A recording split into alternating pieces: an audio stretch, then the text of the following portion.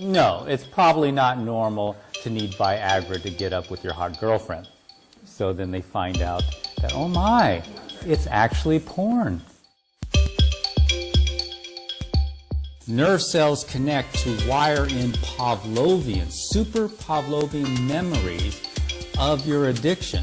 For example, if you're an alcoholic and you've quit and you've been like 90 days sober and you're walking down the street, all of a sudden you walk by a bar, you hear some clanking of glass and the smell of alcohol, all of a sudden you get this urge to drink. It's activated these unconscious memories that are powerful. This is Private Matters. I'm Max van Praag, and here on Private Matters we talk with people about relationships, about intimacy, about sexuality. How can you make your relationship better, happier, healthier? We have had a show earlier on about virgins over 30 years old, and in this show we touched upon the problem that some people don't go out, don't show their colors, they're addicted to porn, they're sitting at home. Today I have an expert here, someone who has done a lot of brain research on the impact of porn on people. And this is Gary Wilson. His website is yourbrainonporn.com. He has a lot to say about the topic. Welcome, Gary. Thank you.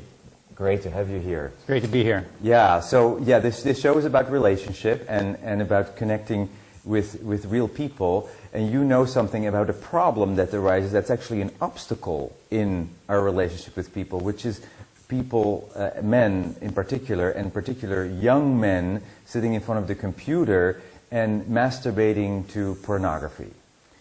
Yeah, what's going on is, as we know with the rise of the internet, we now have, of course, internet porn, high-speed internet porn, and what I have been seeing, because so many websites linked to mine where guys are discussing this, is that they are finding the screen much more exciting than the real thing. In other words, they are becoming compelled by the screen, just like young guys are being compelled by video games.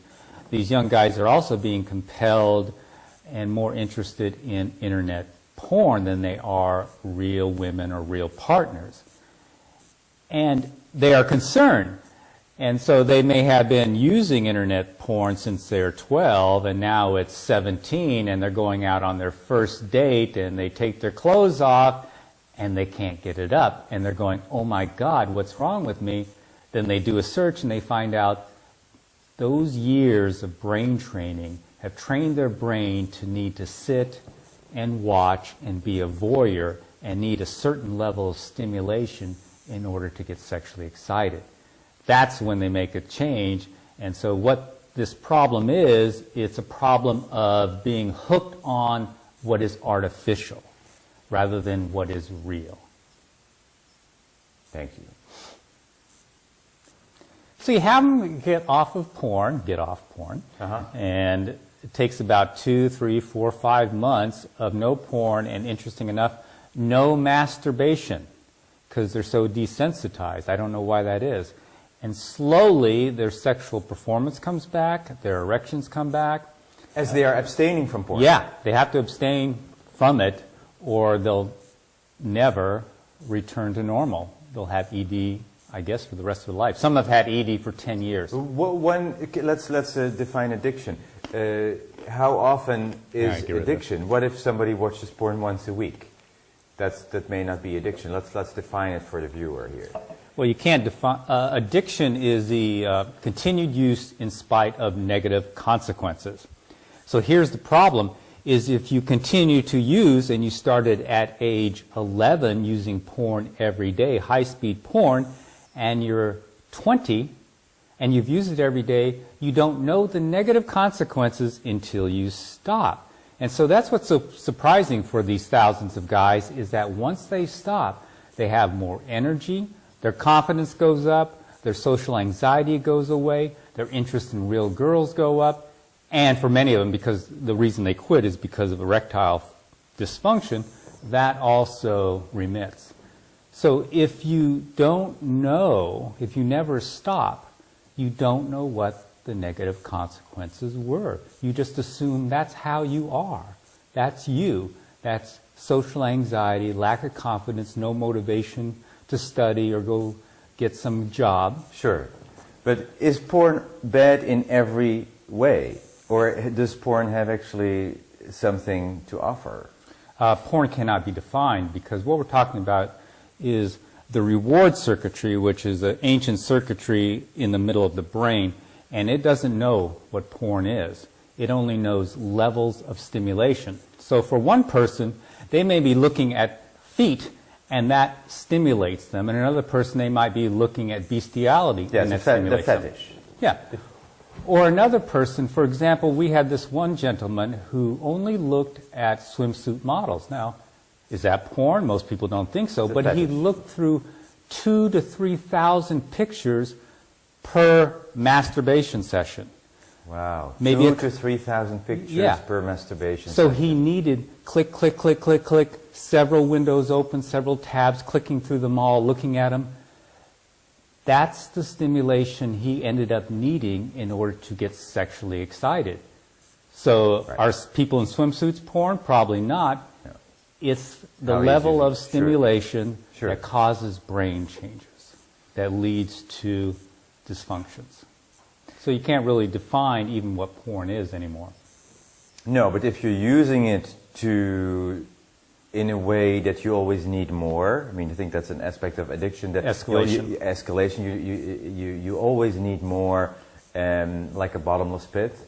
You know, then you are in an addictive cycle.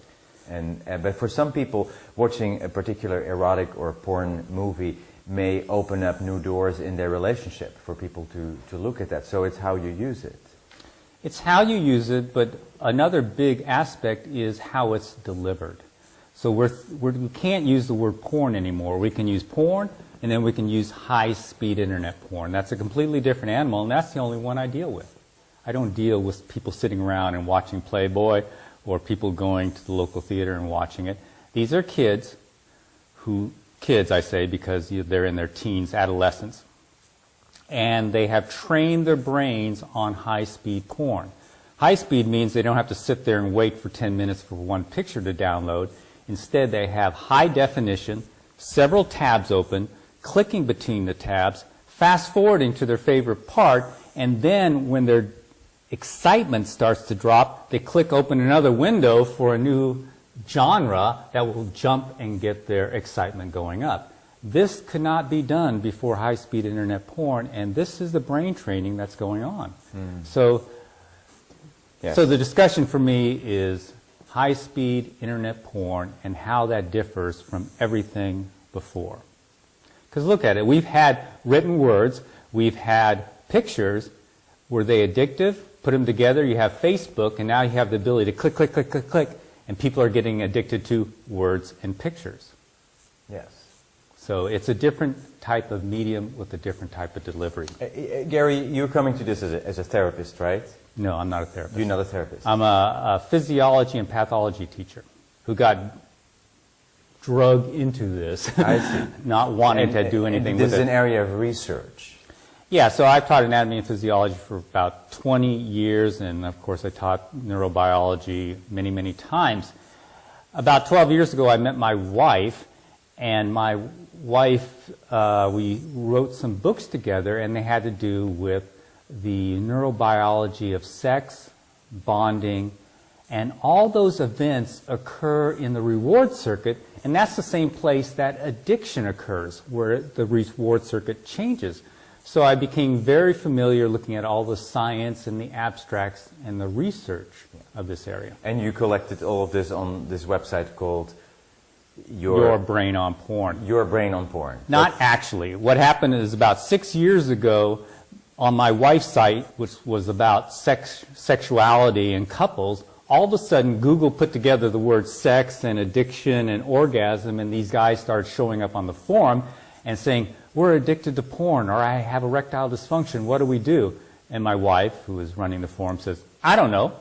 And since Google put those posts together, more and more started showing up, and finally, we decided a few years into it to write a few articles about it. Well, then even more showed up, and eventually we wrote a few articles about guys recovering from erectile dysfunction, guys recovering from social anxiety by giving up porn, and then that site exploded. And my wife finally said, could you please organize all this material, because she has a very disorganized site, and put it over on a new site.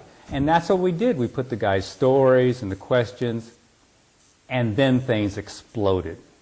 All of a sudden, my site became very popular, Your Brain on Porn, and I followed all the links back to the other sites that were linking to it. Virtually none of them were porn recovery sites. They were all sites where guys congregate, like pickup artist sites, or sex sites, or sports sites. Would you consider your site as a porn recovery Yes, site? it would be. Also for people who have worked in the industry? No. It's only for guys who... Why not, actually? It could be. I mean, if you have been shooting as an actor, you've been shooting porn as an actor or an actress for most of your life, and I come to you. I say, don't come to me. Okay. This is for guys who are hooked on internet porn. Okay. It's not for... We don't even deal with people in the industry or the moral stuff. Or But there's anything problems like that. there too. You can recognize that. I guess I don't study that. Okay. I really know nothing about it. Okay. My focus is just simply guys, and I say guys as if girls aren't involved, but we only have guys who show up, Yes. males. So what I found out following these links, just to continue, is that it's huge. Followed these links, thousands of websites in about 40 different countries. Some of the threads were 10,000 posts long, and all these guys were pretty much discussing sexual dysfunction. They're in their late teens, 20s, and a few in their 30s. And they're saying, my God, I can't get it up anymore. I'm 25. What do you think the problem is? And then someone would put in a link to Your Brain on Porn, and they go, oh my God, that's me. So that was the big aha moment for me. I really saw that this might be a very significant problem for the younger generation. Especially younger men. Absolutely. Because here's the little thing, is we've had a few older men who in their 40s and 50s who have porn-induced ED. They give it up, their sexual function comes back. These guys can recover in 6 to 8 weeks. The older guys, 40 and 50. The younger guys can take 3, 4, up to 9 months to recover. And their testosterone's higher. And of course, we know how it is when you're 18. I mean, everything's a lot higher, if you know what I mean. And they take longer to recover. So the question is, why is that? Is because the difference between the two groups is these guys already had their sexuality. The older guys. The older guys already had sex and all their circuits developed before they started. They started it, got it. And well, the other ones, this is how they came to it. They came to it and did it for years before they even had a real relationship.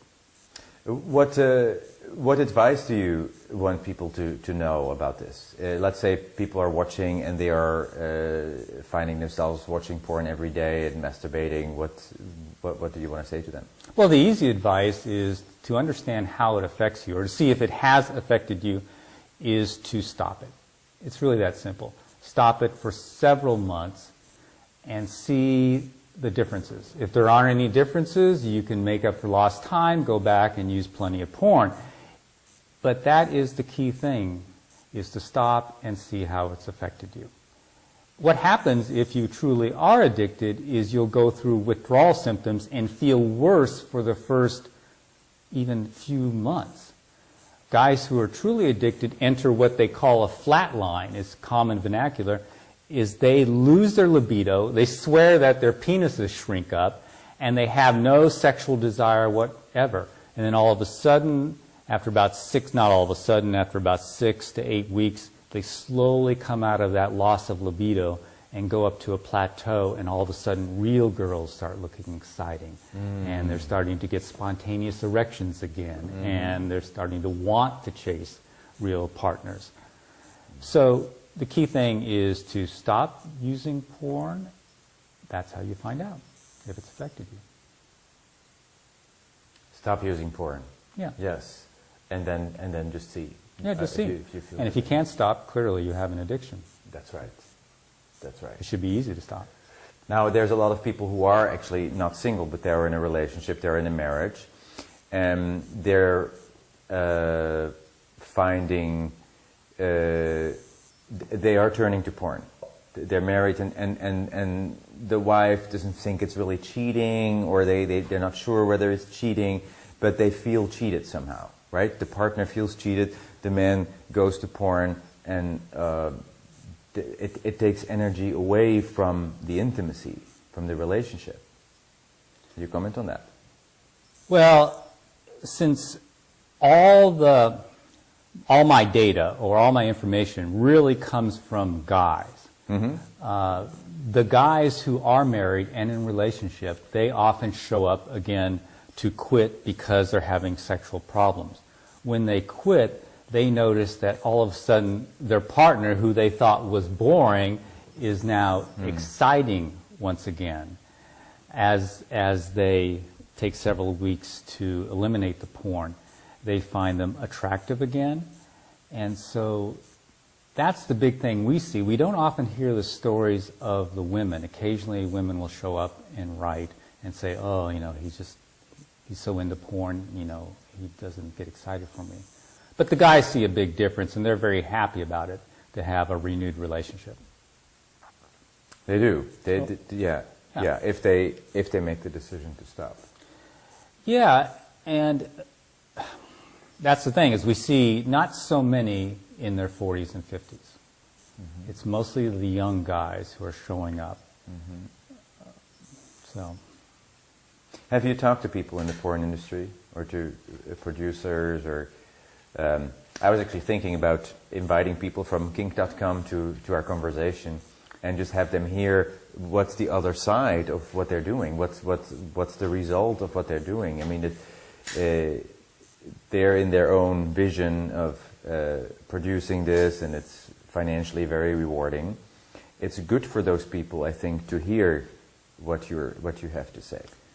They may not want to listen, but yeah, I mean, I don't have any moral qualms about porn. It was, 5 years ago, it was like, porn, I don't care. And I don't care. I don't care what anyone does. So it's not in my background. I have no religious background. So I wouldn't have a debate with anyone. I'm fine with everyone doing whatever they want.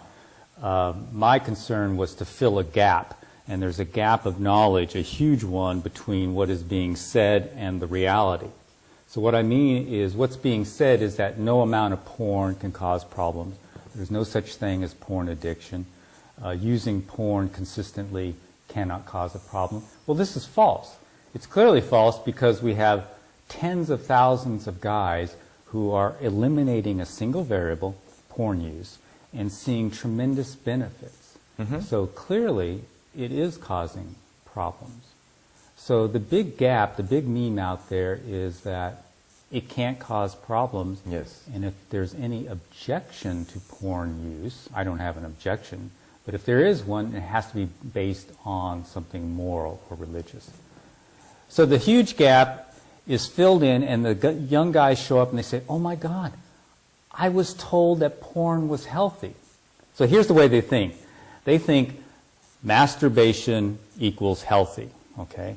Since masturbation and porn are synonymous for this younger generation, that means porn is healthy. And since you're young and you don't think things through, you think, well, more is more healthy. Sure. And that's where they end up using a lot.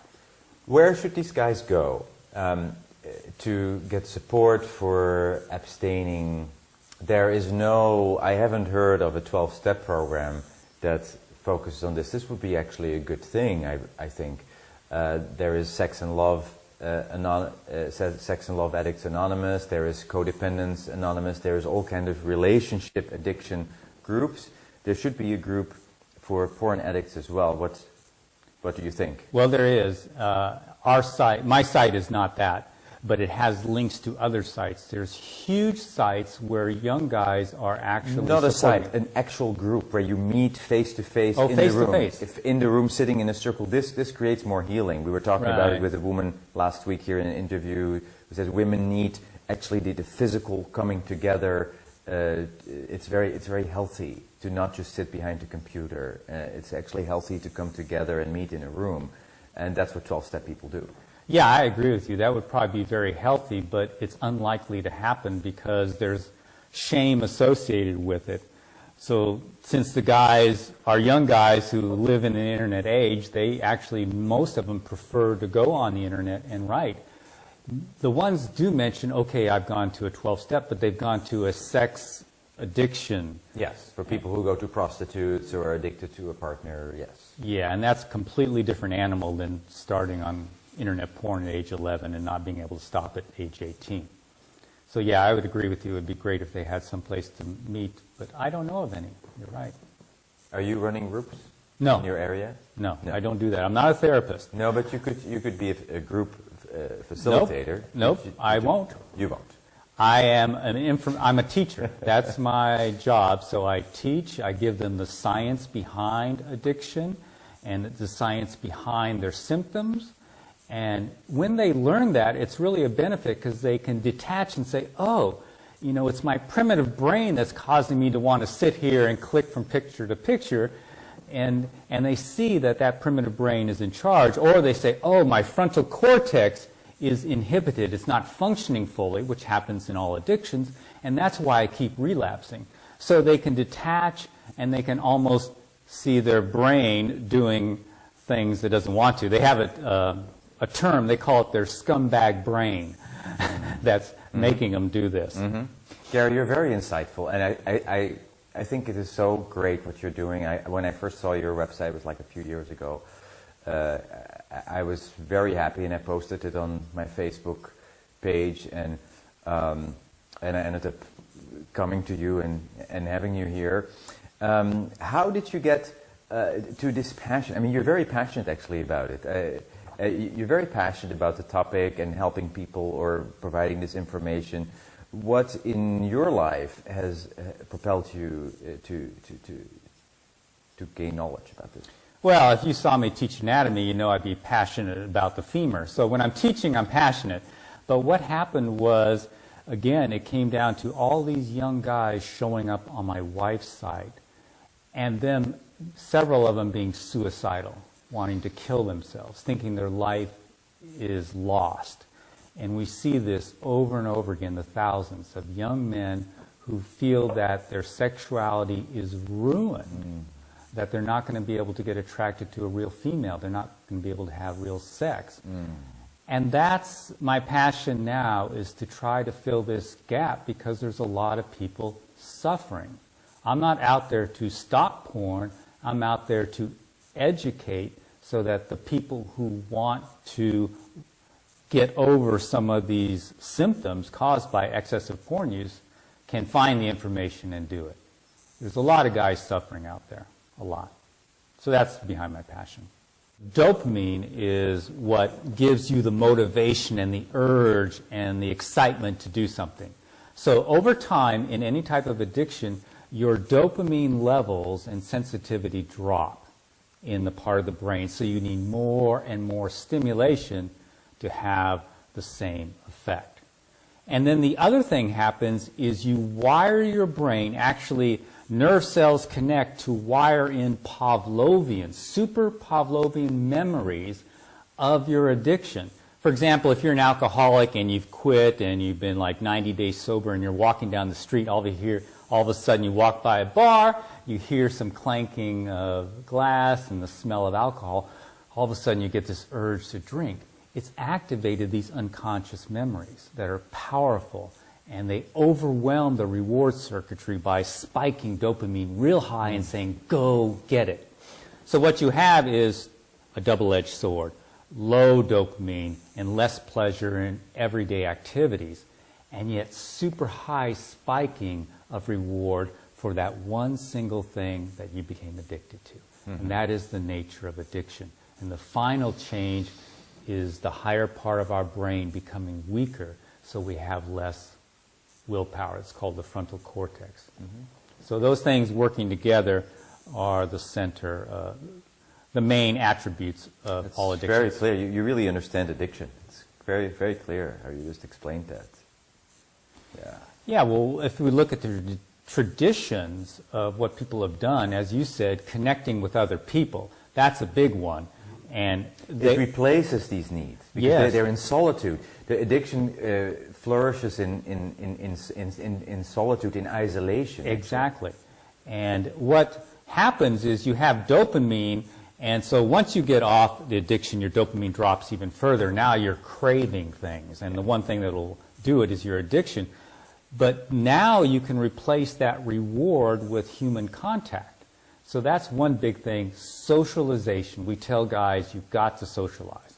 The next thing is exercise. Exercise actually elevates the dopamine, and it makes more what are called dopamine receptors in the brain. Another thing that occurs is meditation. Meditation increases dopamine too and keeps the levels high. So those are some of the things that I you would can do. add one, also creative expression. Yes. Art, music, making beautiful things, especially for those that are artistically inclined, really helps you connect with your own beauty, with your own essence, and takes away the need for those addictions, for drama. It's very powerful. Yeah, because addiction is really replacing the natural rewards. We don't have a reward circuit that evolved for addictions. It evolved for natural rewards, which were all those things you just discussed, along with food and sex and other things. And what these guys find out is once they stop that addiction, those creative things actually come and rise up. They say, oh my God, I'm starting to write again. I'm starting to play my musical instrument again. I've started to program. I'm going out and doing this and that and dancing. So those things just naturally rise as a replacement for the addiction. So can porn addiction be healed? Yes. Yes, absolutely. Absolutely, porn addiction can be healed. Absolutely. And I think guys have a better appreciation. They've gone through it, they get off it, and they now see how great real life is. And that's where you get true sex positive, is now sex or interaction with a real partner becomes much more satisfying than it was before. So Gary, we've been talking with you. Can people actually contact you? Can they find you, or do you not want people to contact you? Well, everything I know is on my website, and so it's a well-organized website. There's video presentations that describe everything. So if they go to yourbrainonporn.com, they can find all the information. It's a secular site. There's no advertising, nothing, no monetary anything. And they can also find links to other forums where guys are recovering from porn. What a gift, Gary. Thank you for all the work you've done, for giving people hope that they can get out of, because you said men wanted to kill themselves. Yes, because it was that bad. This is a really bad addiction, and there is hope. You can get completely sober from porn addiction. Thank you for everything you do. This is the end of our episode today. This was Private Matters. I am Max van Praag. Thank you for watching, and we'll see you next time.